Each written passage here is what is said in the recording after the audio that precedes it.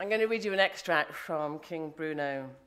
It's a surprising book, a gentle book, a very beautiful book, and it tells us about many things.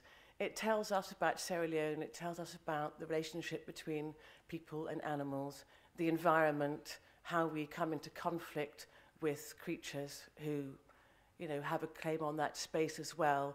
It tells us about war, but I think most of all what it really tells us, what King Bruno really tells us, is about what it means to be human. Learning the ropes. Back in the forest, all the young chimps wanted to be like Gombe. They staggered around with twigs and leaves, trying to impress one another. Their mothers showed them how to use stones and sticks to crack nuts or scoop honey out of a bee's nest. Fishing for termites was the hardest. First, you chose a twig and stripped it of its leaves. Then the twig went into a hole in the side of a termite mound. Once the twig was covered in termites, you drew it out and ate them. The twigs had to be perfect, not too short, not too wide, and the termites didn't like to be caught. When Bruno took his first delicious mouthful, they bit his tongue and he yelped. But all this was easy compared to living with Bala. Swinging was banned in the house, and so was breaking. Every morning, while Sharmila combed her hair, Bala proudly buttoned his clean white shirt to the neck. Bruno studied them. He ran his fingers through his own fur and played with the buttons. He wanted to be human, clean and dainty. And so, when he turned around one day and saw the neat, perfect poo he had left on the carpet, Bruno grunted anxiously. In the forest, no one minded. In the forest, you went to the toilet anywhere, as long as it wasn't in your own nest. You could even pick up your poop and throw it around. Bruno had lived in Bala and Sharmila's house for nearly a year now, and he'd never once seen Bala throw his own poo around. He wasn't there long enough. Huh?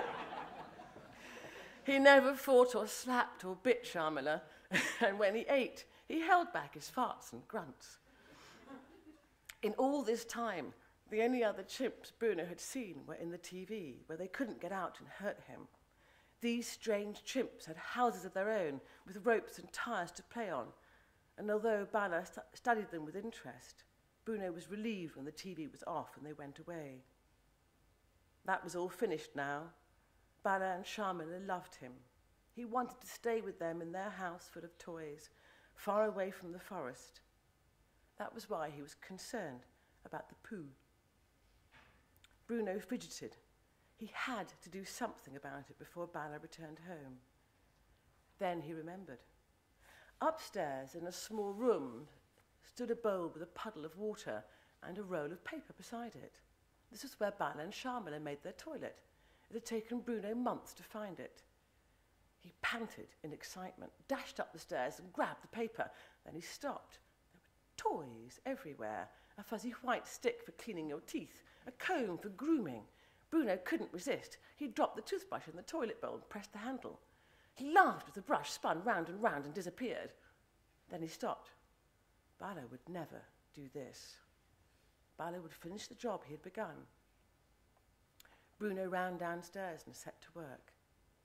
It was harder than it looked.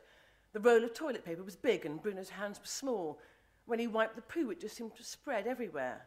But in the end, it was gone. The carpet was brown and sticky, and piles of brown paper lay everywhere. But Bruno clapped and jumped up and down.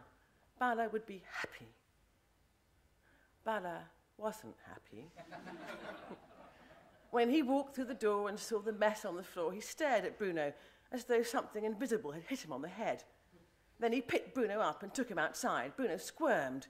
When they reached the garden, he screamed and rolled around. He pooed again and threw his poo at the neighbour's car. Then he climbed the mango tree. It stood at the end of the garden, and it was the one place where Bruno was free to do what he wanted. Bala never followed him. Bruno's feet and hands were clever. They found the branches without looking, but Bala was slow. And the more Bruno barked at him, the slower he got. Outside Bala and Sharmila's garden lay the city. Humans crowded the streets, chattering, carrying piles of wood or fruit or toys. Bruno sat on a branch and watched. They were like chimps in so many ways. He'd seen them hug and kiss each other and sit close to teach their young ones. They were clumsy and had no sense of humour, but they were also patient. They weren't afraid of the dark or the forest. They didn't need the sun or rain or plants or animals. They built their own world, a world without shadows or strange noises, a world that was safe and comfortable. And Bruno longed to be like them. Thank you.